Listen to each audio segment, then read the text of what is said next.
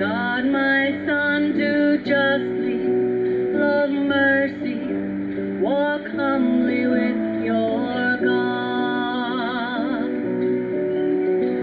People will do what is right in their own eyes. This leads to so many wrongs. Some will cry out for deliverance. Yahweh will send them a judge to do justly love mercy, walk humbly with your God. My Son, do justly love mercy, walk humbly with your God.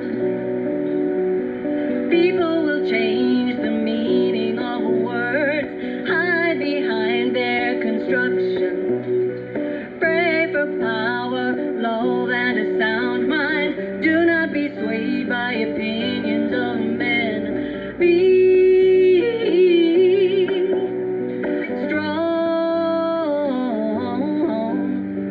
be courageous too when Yahweh is with you. Seek His face, 'cause you need a Savior too. You need a Savior too. Do justly love mercy, walk humbly with your God. My Son, do justly love mercy, walk humbly with your God.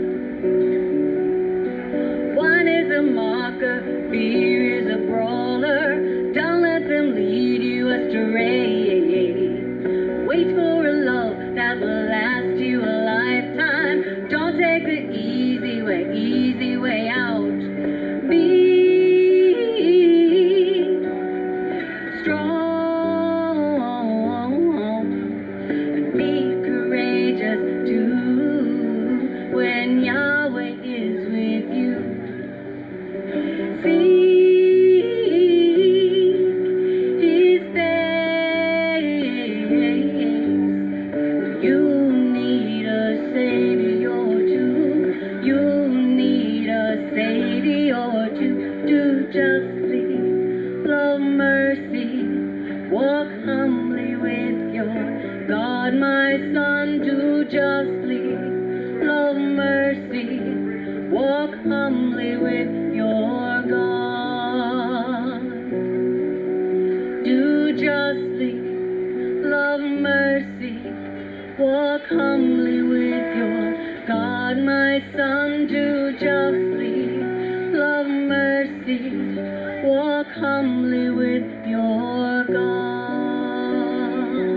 Well, praise the Lord Jesus for the beautiful evening that He's given us. We're grateful for our Plant City, for the food trucks, for the festival, for the organizers. Hi, I'm Dr. Courtney, Jesus Professor, and now we need to ask the question, are you a prodigal? With this question, I mean, have you made some beginning with Jesus, and yet an honest assessment of your life would show you're really not following Jesus right now? Were you raised in a Christian home, or perhaps brought to church by parents or grandparents, friends or relatives, so that you had ample opportunity to know right from wrong and follow Jesus, but you decided not to keep following? Have you prayed the sinner's prayer, or maybe even gotten baptized, but you realize that the character of your life fails to show an ongoing love of Jesus? Sure, there may have been complicating factors like overbearing religious people, hypocrites, and toxic church situations. I've been on both sides of those deals. If the Holy Spirit is convicting you now that you're a prodigal, I am here today to call you back to follow Jesus. I'm not calling you back to Christian religion or to attend church, these are not essential components of following Jesus. Sure, a good church can be helpful if you can find one nearby, but Christ's yoke is easy and his burden is light. Finding a good church is often a heavy burden given the multitude of churches that are mediocre at best. But think back to your baptism, your upbringing, or your initial intent when you resolved to follow Jesus on an earlier occasion. As you do, what positive steps is the Holy Spirit prompting you to take now? Odds are the Holy Spirit is prompting you to open up two-way communication with Jesus by reading or listening to the Bible. This is Jesus talking to you. The Holy Spirit is inviting you also to talk to Jesus in a simple and practical way through prayer. Tell Jesus how you're feeling, what you're thinking, what your cares are. Ask for his help and provision and guidance.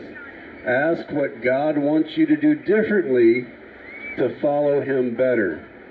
Sit still in prayer, and you'll often find Jesus is whispering to you through the Holy Spirit.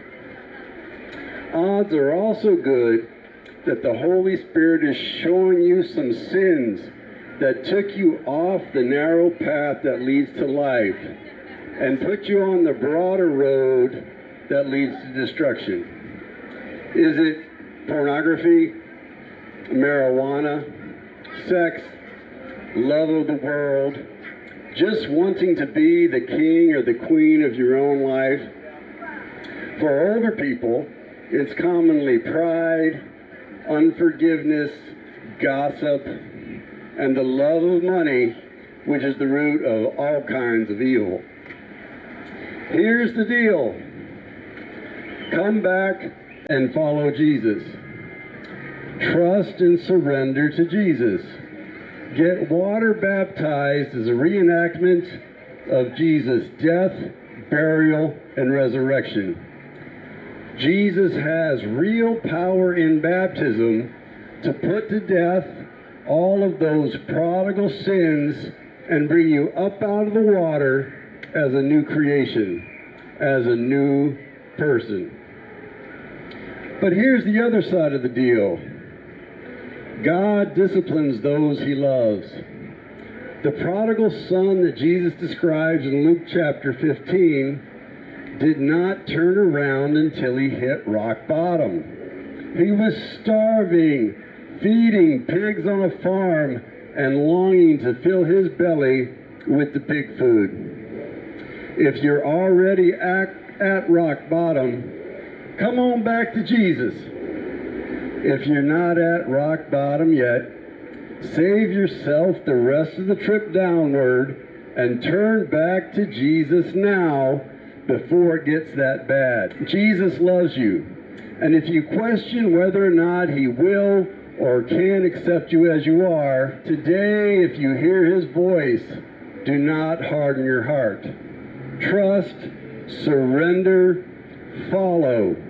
Today can be the day that you turn it around.